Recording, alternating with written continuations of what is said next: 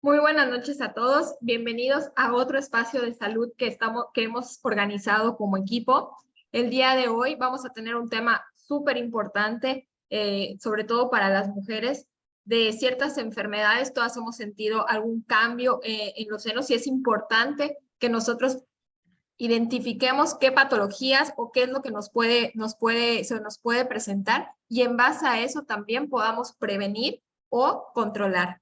Para mí es un gusto que estemos el día de hoy aquí reunidos y que tengamos la ponencia de la doctora Sagrario Suárez, que en un momento más voy a presentar. Sin embargo, quiero que hagamos unos acuerdos importantes. El primero es que mantengamos nuestros micrófonos apagados, por favor, para que no haya ningún tema de interferencia con la ponencia. El segundo es que en la medida de lo posible tengamos nuestras cámaras prendidas para poder conectar también con la ponente, con la doctora Sagrario. Y tercero es que tengamos a la mano papel y pluma para que también podamos tomar nota de todo lo que nos van a compartir. Y finalmente, si tienen alguna pregunta, pueden ir escribiendo en el chat. Al final de la plática vamos a tener preguntas y respuestas que estén enfocadas en el tema de las enfermedades mamarias. Sin más preámbulo, voy a presentar a nuestra conferencista. Ella es médico cirujano con especialidad en ginecología y obstetricia. Tiene más de 38 años de experiencia. Ella es jubilada de una institución de salud pública aquí en México y además ejerce de manera privada hasta el día de hoy. Ella lleva 6 años con nosotros consumiendo nuestro producto y bueno, sin más preámbulos, le doy la bienvenida a la doctora Sagrario Suárez. Bienvenida, doctora. Hola, buenas noches. Gracias, Doris. Y pues bienvenidos todos de todos los países. Veo que hay gente de Colombia. Me da mucho gusto que estén algunos socios de Colombia conectados. Bueno, vamos a dar nuevamente este tema. La primera vez que vimos esta charla fue en septiembre del 2020, hace casi 3 años, cuando aún iniciaba yo en este proyecto y a conocer un poco más de lo que es el Ganoderma y todos sus beneficios. Y la verdad estoy muy contenta porque conforme lo vamos estudiando más, vamos conociendo más, va uno relacionándose con más médicos que estamos en el mismo proyecto, estamos también compartiendo esto, pues bueno, vemos que podemos ayudar a muchísima gente. La glándula mamaria, bueno, el motivo por el que la primera vez dimos esta charla es precisamente por algunas preguntas que me hacían muchos socios acerca de la controversia que había o de la duda que había en que si debían o no consumir nuestros productos, porque pues, nuestras presentaciones aquí en México son café y chocolate. Entonces, hay como que la costumbre de muchos médicos de suspender o prohibirle a sus pacientes que consuman café y chocolate cuando tienen alguna patología mamaria benigna. Entonces, bueno, así surgió esta plática. Ahorita vamos a dar algunas justificaciones también. La glándula mamaria es un órgano que es exclusivo de los mamíferos y tienen como función específica alimentar a ese recién nacido en sus primeras etapas, ¿sí? Es sintetizar, secretar y proporcionar leche al recién nacido. La glándula mamaria es un órgano que tiene varios ciclos y mucha influencia hormonal. Se regula aquí, como podemos ver, por varios ciclos hormonales y podemos decir que está en reposo y que inicia prácticamente ya todo su crecimiento y desarrollo en la pubertad. Llega a la madurez cuando la mujer lacta. Embarazo y lactancia son etapas de madurez y luego vienen 2 etapas importantes de involución, cuando la mujer dio pecho, dio lactancia, la involución poslactancia y cuando ya deja una mujer de menstruar, la involución posmenopáusica. Aquí podemos ver varios de los diferentes tejidos que conforman la glándula mamaria y que da origen a los diferentes cambios o patologías que pueden haber y que pueden también ocasionar confusión. Está en la parte anterior del tórax está delante de los músculos pectorales y tiene diferentes tejidos que la conforman, que es en sí lo que es la glándula mamaria, que son los lobulillos mamarios, los conductos mamarios, que esos lobulillos son los encargados de tomar los nutrientes de la sangre para formar la leche materna. Y de ahí, por medio de los conductos, llegar hasta el pezón y poder alimentar al recién nacido. Tiene también dentro de ese tejido, tejido fibroso, que es el que lo sostiene, y tejido graso, que es el que le da volumen a la glándula mamaria. Como podemos ver, está influenciado por diferentes hormonas dependiendo de la etapa del desarrollo. Y las más importantes están acá, son las hormonas llamadas de la mujer, que son los estrógenos y la progesterona, que son las que empiezan a elevarse cuando empieza ya el desarrollo mamario, son los que van a hacer que crezca, que madure, y ya en el momento de que la mujer se embaraza, empiezan a actuar otras hormonas. De las más importantes es la prolactina, que es la que va a hacer que se sintetice la leche materna y se pueda producir para poder alimentar al bebé. La oxitocina es otra hormona que es la que va a ser la responsable, una vez que nazca el bebé, de hacer que esa leche salga. Entonces podemos ver, hay diferentes hormonas que influyen, incluso durante el embarazo, y también otras hormonas que indirectamente van a estimular esa producción láctea y van a estimular también esas etapas de crecimiento e involución mamarias, y que son también parte de lo que van a darnos algunos de los síntomas. Englobamos los cambios mamarios benignos en esas alteraciones en los diferentes tejidos mamarios y que no tienen la capacidad de diseminarse. Estos cambios benignos van a responder a mecanismos hormonales, todos los cambios hormonales que vamos teniendo a lo largo del ciclo, a lo largo de nuestra vida, y otros factores a los que no se les presta mucha importancia, como son nuestros hábitos nutricionales y los diferentes estilos de vida. Todo eso va a interactuar entre sí y va a crear este grupo de signos y síntomas muy variados que engloban todos los que es la patología mamaria benigna. De estas, la que más nos ocupó en aquel entonces son los cambios fibroquísticos.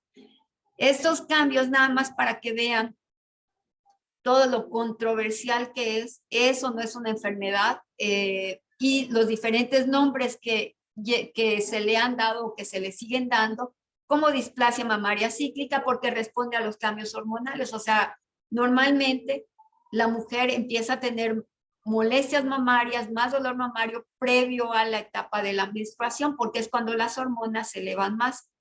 Y esos cambios hormonales pueden ocasionar cambios en los tejidos mamarios que pueden confundirnos con enfermedades. Estos cambios clínicamente, o sea, realmente no son importantes porque no son factor de riesgo para cáncer, la mayoría de ellos. Y algunos llaman enfermedad, pero realmente no es una enfermedad porque un porcentaje importante de las mujeres tiene estos cambios. E incluso algunos de estos cambios en mujeres que no tienen ningún síntoma, no tienen dolor, no tienen molestias y son muy notorios esas áreas de fibrosis, de endurecimiento mamario, y mujeres que a veces no tienen ningún cambio, tienen mucho síntoma, mucho dolor.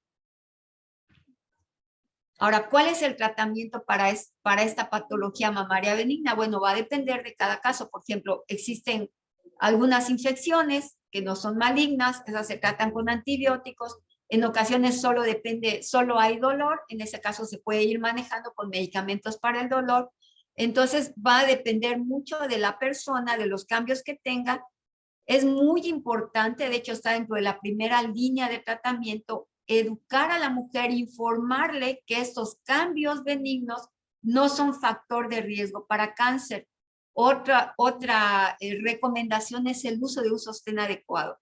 Algunas mujeres cuando empiezan a tener estos síntomas evitan el sostén, se ponen nada más setas. Bueno, no es recomendable porque el mismo peso mamario les puede estar dando el dolor.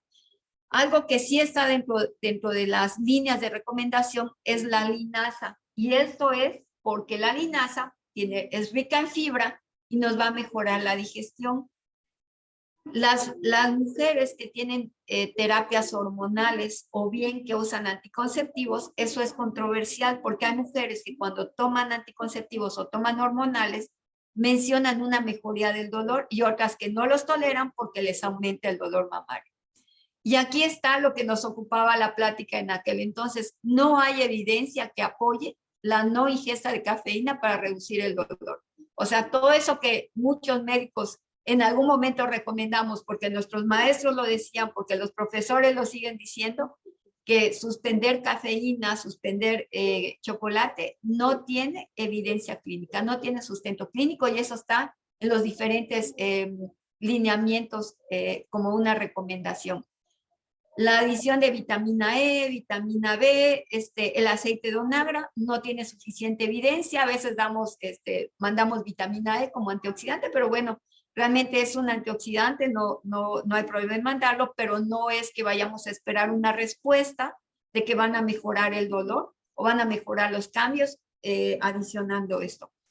Tampoco hay evidencia para reducir grasa. De hecho, se recomiendan grasas saludables porque ahí es donde van los omegas y van algunos de los antioxidantes. Cuando de la patología mamaria, cuando los cambios mamarios consisten en quistes, es explicarle a la persona, a la mujer, que no son factor de riesgo para cáncer y cuando son muy grandes y ocasionan dolor por compresión, lo que se recomienda es aspirarlos, no operarlos. Hay algunos cambios benignos como los fibroadenomas o los tumores filoides, que eso sí son cirugía. Dentro del manejo farmacológico podemos usar antiinflamatorios que pueden ser tomados o pueden ser aplicados y en algunos casos también podemos recurrir a los medicamentos antihormonales, antiestrogénicos, antiprolactínicos y antigonadotrópicos. Bueno, ya eso un poco más, más hacia el área médica, ¿no? Ahora, ¿qué son las metilxantinas? Metimos esta diapositiva, decidimos ponerla porque como que se piensa que tomar café, que tomar chocolate es malo. De hecho, hay pacientes que le dicen, bueno, y te cuidas, llevas una buena alimentación. Sí, no tomo café, dicen. Así, bueno, el café realmente no es malo. Incluso el té, el cacao, el café, se considera que estimulan el sistema nervioso. Incluso la cafeína, en algunos prematuros que tienen pausas respiratorias, se les da directamente a la vena. Obviamente muy regulados, entonces realmente son alimentos que pueden pueden ayudarnos a mejorar el rendimiento mental y físico, nos ayudan a reducir el cansancio, nos ayudan también a reducir el sueño, pero el problema es cuando los consumimos en dosis altas. Dosis altas, en algunos lugares encontramos que se considera que arriba de 200 miligramos de cafeína, en algunos lugares hasta mencionan que más de 500 miligramos de cafeína, o sea, el equivalente como a 4 o 5 tazas de café normal, o sea, una taza de café normal, tiene entre 100 y 140 miligramos de cafeína, eso ya nos va a dar una alteración como la disforia, nos altera, empezamos a sentirnos nerviosos, nos puede quitar el sueño y también puede empezar a ocasionarnos problemas en nuestro sistema digestivo. Y les comentaba que en los diferentes estudios, consensos, guías de práctica clínica, no existe evidencia que apoye suspender las xantinas como método para reducir la mastalgia. Aquí, en la siguiente diapositiva, tenemos el lineamiento médico de tratamiento de patología mamaria y acá está el nivel de evidencia. Hay otros, pero bueno, les quise poner esto. No hay suficiente soporte para recomendar reducción de cafeína en mujeres con dolor mamario. Esa fue una de las respuestas y de los motivos por los que se dio la plática hace casi 3 años. Y también aquí menciona que informarle a las pacientes, hacerles ver que el problema benigno es eso, un proceso benigno y que no aumenta el riesgo para cáncer a menos que sean de un grupo proliferativo, eso las tranquiliza y solo con eso el dolor mamario puede ceder. Bueno, ahora, ¿qué beneficios tiene el ganoderma? Algo que se recomienda con evidencia clínica es mejorar la ingesta de fibra, mejorar la flora intestinal, porque resulta que la flora mamaria está relacionada con la flora intestinal. Y aquí es donde vienen algunos de los beneficios más importantes del ganoderma. Primero, El ganoderma tiene polisacáridos que mejoran la flora intestinal, que ayudan a corregir la disbiosis intestinal, haciendo que haya proliferación de lactobacilos en intestino, y eso lleva a la mejora en las diferentes floras de nuestro organismo. Tiene un alto contenido en fibra dietaria. Es el alimento que tiene mayor cantidad de antioxidantes en todo el mundo.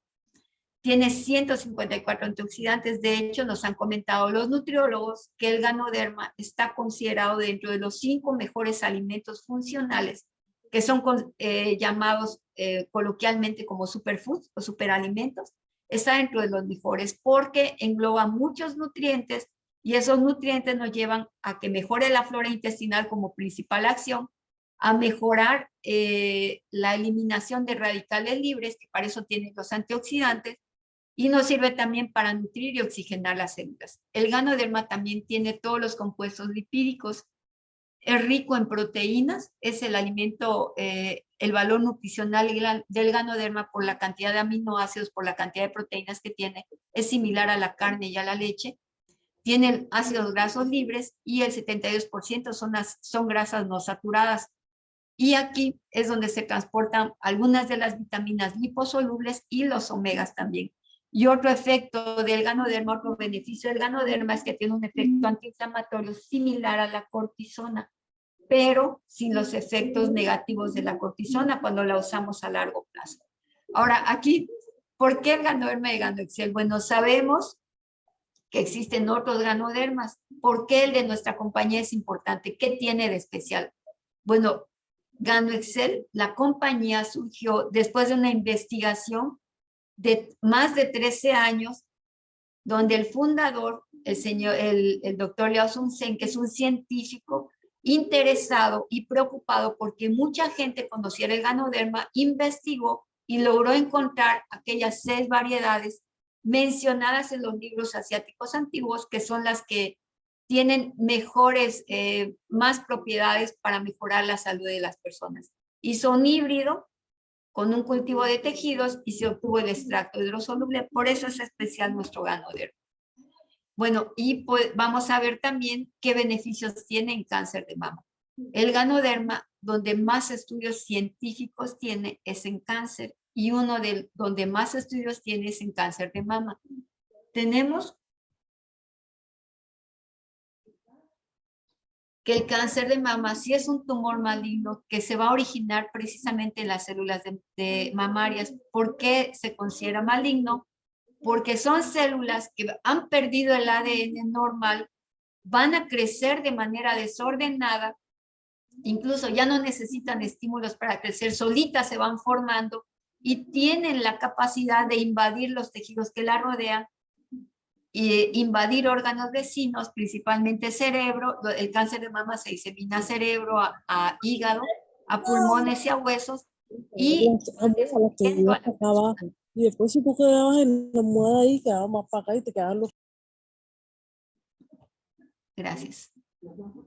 Esta diseminación se le llama metástasis. Entonces, esa diseminación de células anormales va haciendo que las otras células pierdan también, alteren su ADN, y así es como llevan a la persona a que fallezca.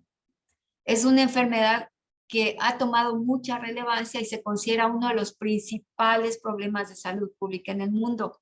De acuerdo a la Organización Mundial de la Salud, el cáncer de mama es el tumor maligno más frecuente en la mujer y se ha duplicado el número de casos. En los países desarrollados, debido a las campañas de detección oportuna, ha disminuido la mortalidad precisamente por eso, porque se logra detectar oportunamente. Y otro aspecto preocupante es que ya un número importante de casos se presenta en mujeres menores de 40 años. Antes se pensaba que era más de mujeres mayores y sin embargo ahora no. En mujeres jóvenes pueden presentar cáncer de mama. El 40% de los casos no se logra identificar un factor de riesgo. O sea, son mujeres que aparentemente no tienen factores de riesgo, que ya tuvieron embarazo, que ya lactaron y aún así pueden presentar cáncer. En el 60% se encuentran estos factores de riesgo. Bueno, la mujer es más importante simplemente porque la mujer tiene tejido mamario En algunos varones también se puede presentar, pero en varones es más frecuente cuando usan hormonas para hacer crecer la glándula mamaria, ¿sí? La edad, se considera que mientras más edad tenemos, mayor riesgo de tener cáncer de mama, aunque ya vimos que también en mujeres jóvenes puede presentarse. El tener antecedentes familiares, sobre todo cuando hay ciertas alteraciones en el ADN, también se puede tener mayor riesgo. La edad en la que el tiempo en el que la mujer está expuesta a los estrógenos, porque algunos tumores mamarios son estrógeno dependientes, o sea, edad temprana de iniciar las menstruaciones, edad tardía en que se retiran las menstruaciones y el antecedente de una enfermedad benigna, pero con cambios proliferativos. También tiene que ver, influye la edad del primer embarazo. Se considera que mientras mayor tenga la mujer su primer hijo y el hecho de no dar lactancia son factores de riesgo. Y otros factores, vida sedentaria, consumo de alcohol, consumo de tabaco, también se consideran factores de riesgo. ¿Qué es lo más importante? En caso de cáncer de mama, poder detectarlo tempranamente para poder mejorar la respuesta al tratamiento y el índice de sobrevida. ¿Qué se recomienda?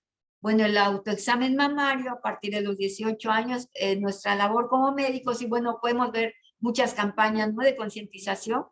La mujer debe aprender a hacerse su autoexamen mamario a partir de los 18 años, acudir a consulta con el ginecólogo para que cada año, a partir de los 25 años, se le haga un examen mamario ya dirigido. Se recomienda que en mujeres a partir de los 40 años se hagan mastografías, que hasta ahorita sigue siendo el estudio de detección principal de cáncer mamario. En mujeres menores de 35 años que tengan patología mamaria o enfermedades mamarias benignas, es el ultrasonido el estudio recomendado. Y en algunas mujeres se recomienda la combinación de ambos estudios para mejorar la detección de cáncer mamario. Hasta ahora es la mastografía el único método de imagen, o sea, método de radiodiagnóstico que puede disminuir la mortalidad debido a que puede detectar el cáncer varios años antes de que sea percibido. O sea, si una mujer llega y me dice que ya se percibió una bolita y resulta que es cáncer, probablemente la mastografía la pudo haber detectado desde años antes de que ella lo percibiera. La indicación es en mujeres mayores de 40 años, pero algunas mujeres tienen indicaciones especiales. Por ejemplo, una mujer joven que tenga una sospecha, una lesión sospechosa, pues se le puede indicar una mastografía. Y cuando en la historia familiar de la mujer haya mujeres que jóvenes hayan presentado cáncer mamario, en esos casos se recomienda la mastografía a partir de los 30 años o 5 o 10 años antes de que la mujer más joven haya presentado cáncer mamario, pero no antes de los 25 años. Por ejemplo, resulta que mi mamá tuvo cáncer mamario a los 35 años. Bueno, pues la indicación es que yo me haga una mastografía cuando menos cuando tenga 25 años, ¿sí? O si una hermana tuvo un cáncer mamario a los 40 años, pues probablemente yo deba hacerme una mastografía entre los 30 y 35 años. Y el ultrasonido no sustituye a la mastografía, es un complemento de la mastografía. Algunas mastografías por el tipo de tejido mamario muy denso indican que se haga un ultrasonido. Aquí está. La detección temprana es la mejor protección. Y aquí lo subrayamos. Detecta con claridad formaciones extrañas de tan solo 1 milímetro de diámetro. O sea, cuando una palpación aún no es capaz de percibir ese cáncer mamario que apenas inicia. Aquí, en aquel entonces, en septiembre de 2020, estos eran los enlaces publicados en este buscador científico, en PubMed. De hecho, cualquiera puede entrar, puede revisarlo. En el 2020 hablando de Ganoderma lucidum, 1,833 artículos. Hablando de cáncer, habían 575 y cáncer de mama habían 83. Y vean, apenas de estos días pasados, ya subió, o sea, en Occidente, en Europa, en América, hay mucho interés en conocer más del Ganoderma, entonces han aumentado los estudios científicos, las publicaciones, y podemos encontrar en días pasados 2,356 artículos que hablan del Ganoderma. A lo mejor si revisan hoy ya hay más, porque cada día suben. Hablando de cáncer de 500 pasa a 700. Y hablando de cáncer de mama, de 80 ya pasa a 100. O sea, nada más vean, en este lapso de tiempo cada vez se van publicando más artículos, van habiendo más investigaciones. Y en estos artículos vamos a mencionar algunos de los beneficios que se mencionan. Los extractos de Ganoderma lucium se usan ampliamente por profesionales de la salud asiáticos. Donde más se les sigue conociendo al Ganoderma es en Asia. Los asiáticos tienen ventajas sobre nosotros porque ellos son más sanos, son más delgados, son más longevos y tienen menor índice de cáncer mamario sobre todo. En los estudios se ha encontrado, en algunos de los estudios, que las personas que consumen Ganoderma tienen 1.27 veces más posibilidades de responder a los tratamientos de quimio y radioterapia. El Ganoderma también mejora nuestra inmunidad, es un inmunomodulador y mejora la función inmunitaria por aumento de estas células sanguíneas. Mejora la calidad de vida, hace todo lo posible por combatir síntomas, o sea, ayuda con el dolor, con el decaimiento que puede acompañar a los tratamientos de quimio y radioterapia. ¿Sí? De eso ya tenemos algunos pues, socios, pacientes, clientes que han visto esa mejora. Los polisacáridos, que son uno del grupo de nutrientes del Ganoderma, son el principal componente que tiene efecto de mejorar el sistema inmunológico. Otro beneficio que tiene el Ganoderma, que eso lo hablamos cuando dimos el tema de cáncer, es que las células en las que detecta que hay un ADN anormal, las encapsula y favorece su muerte, o sea, las obliga a morir. Protege el ADN celular y nuestro producto, al ser un extracto hidrosoluble, que además es soluble en agua, aceite y en alcohol, es el que mejor penetra al núcleo de la célula para hacer una protección del ADN y evitar las mutaciones. Por eso es que ayuda tanto en cáncer. Evita que las células de cáncer se alimenten, de hecho evita la formación de vasos sanguíneos anormales en esas células cancerosas. Entonces evita que se alimenten, ¿sí? Favorece su muerte, evita que puedan alimentarse y evita que puedan mandar células a distancia. Los betaglucanos, que son parte de los polisacáridos, son uno de los polisacáridos que incluso los vemos en algunos medicamentos que aparte son muy caros, ¿no? Para mejorar la inmunidad local. Los betaglucanos modulan el potencial carcinogénico de la flora intestinal y les decía que la flora intestinal se relaciona con la flora mamaria. Entonces, uno de los beneficios del Ganoderma es mejorar la flora intestinal, que va también a mejorar la flora mamaria y es uno de los tratamientos coadyuvantes para cáncer. También suprime crecimiento de células y tumores en vivo. Tiene algo que ver con el metabolismo de esas células y también inhibe el crecimiento y migración de células de cáncer. Ya como que esto ya son artículos que van repitiendo los mismos beneficios. Aquí está el Ganoderma. Es cada renglón, cada frase es de artículos diferentes, ¿no? Ustedes los pueden revisar y van a encontrar todavía más. Actividad antitumoral, antimicrobiana, antiinflamatoria. El Ganoderma tiene efecto antiviral y antimicrobiano también. Suprime crecimiento y migración de células anormales. En cáncer inflamatorio, mejora el sistema inmunológico, induce apoptosis. Ahora, si se fijan, van diciendo lo mismo, pero son diferentes artículos. Aquí hay otros, lo mismo nos dicen, inhibe proliferación de cáncer de mama, inhibe proliferación de cáncer de mama, sea dependiente o no de estrógenos, porque algunos cánceres son hormonodependientes. Suprimió crecimiento de tumores grandes, evita también la metástasis, inhibe factores de transcripción. O sea, aquí se quiere decir que cuando hay una célula anormal que tiene el ADN alterado, evita que produzca más células, ¿no? O sea, no puede reproducirse. Y tiene otros beneficios: ilumina la piel, mejora microbiota intestinal, ayuda también para la neurotransmisión. Entonces las personas como que tienen mejor ánimo, más energía. Entonces eso es parte de lo que buscamos en pacientes con cáncer que están recibiendo tratamientos de quimio y radioterapia que luego los deprime. Tiene un efecto radio y quimioprotector. y nosotros lo recomendamos como un complemento nutricional debido a la cantidad de nutrientes que tiene. Las personas van a llevar su tratamiento, pero como parte de una alimentación funcional, de una alimentación con un producto que les va a dar muchos nutrientes, les va a ayudar dándoles vitaminas, minerales, proteínas para la más pronta recuperación, pues por eso recomendamos el Ganoderma. Además, mejora también la formación el efecto hematopoyético es que mejora la formación de células sanguíneas, mejora la formación de glóbulos rojos, de glóbulos blancos, de plaquetas, y no solo ayuda en cáncer de mama.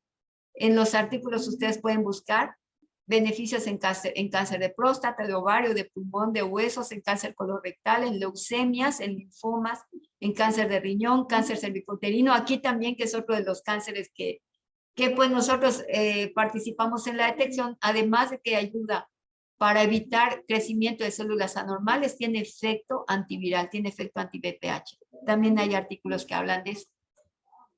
Y aunque en algunos artículos pueden mencionar que el efecto del Ganoderma no está claro, lo que sí mencionan todos es que tiene un efecto anticancerígeno y que todavía faltan muchos estudios para poder dilucidar más de los beneficios del Ganoderma.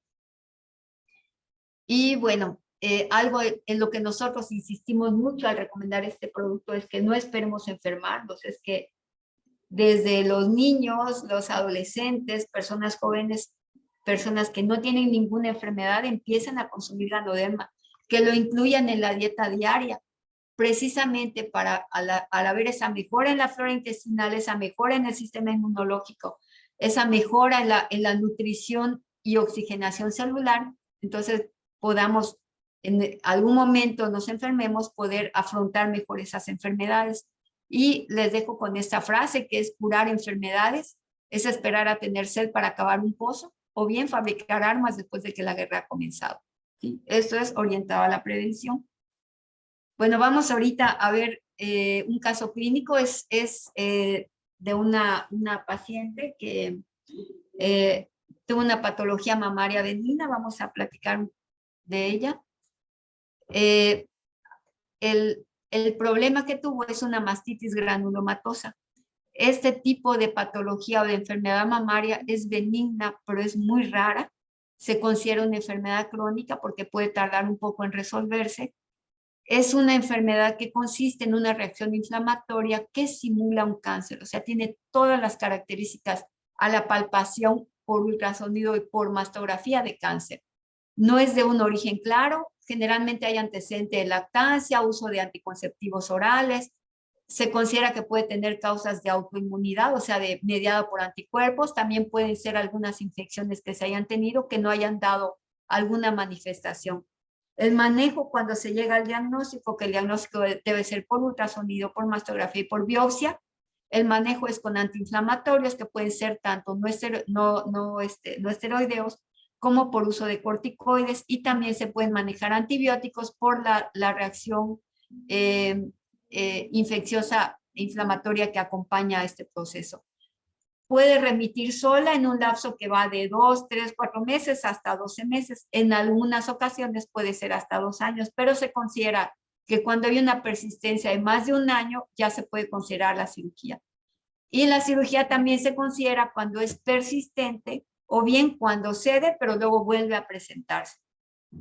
Y en este caso tenemos una paciente, ella nació en el 83, o sea, cuando tiene antecedentes cesárea de 2016, dio lactancia por varios años, y cuando se detectó el problema fue en mayo del 2020, o sea, si vemos, era una mujer muy joven, ¿sí?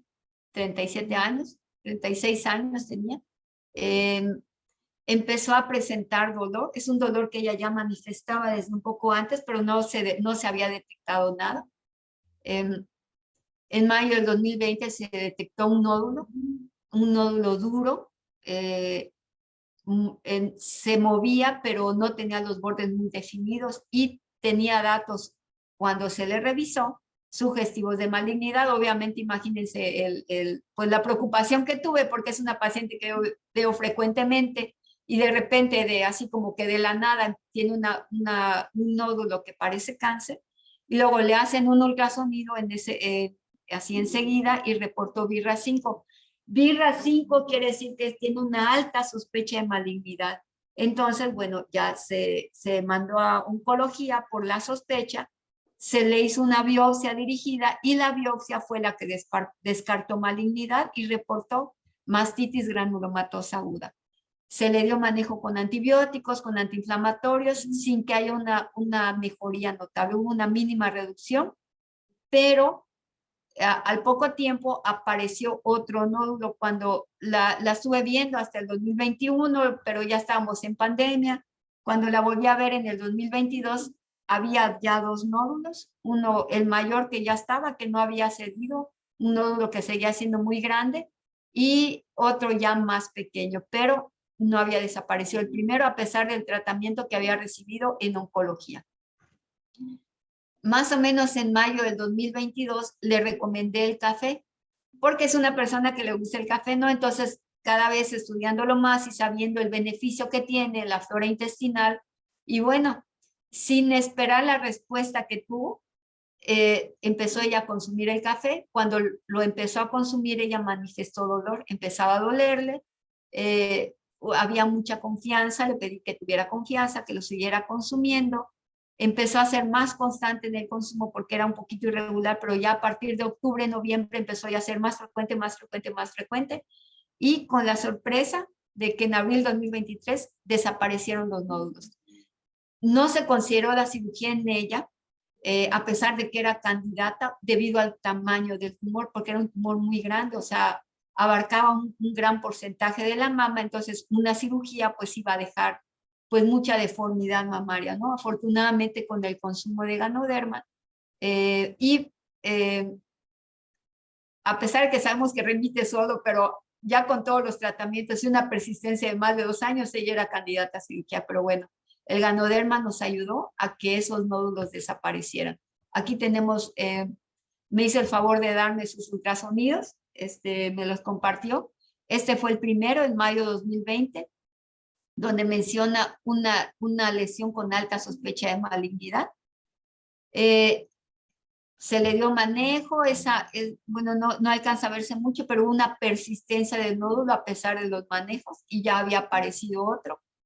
Tenemos el estudio del 2021, hubo unos que se perdieron, la mastografía, y el del 2022 no los encontró, pero en el 2021 persistía el nódulo. Yo la vi nuevamente en 2022, que fue cuando le recomendé el Ganoderma, y tenía los dos nódulos, abarcaban una superficie importante de la mama. Se siguió haciendo cada 6 meses, o sea, una persona muy disciplinada, cada 6 meses se hacía sus ultrasonidos y persistían. Y este último que le hicieron en abril del 2023, BRCA1, tejido mamario sin evidencia de lesión. Entonces, bueno, ella pues me permitió documentar el caso porque ella siente que si mucha gente lo sabe, mucha gente lo consume, pues como ella se va a ver beneficiada en cualquier problema que pudiera tener. Y bueno, aquí termino. No sé si hay alguna duda, alguna pregunta, alguna observación.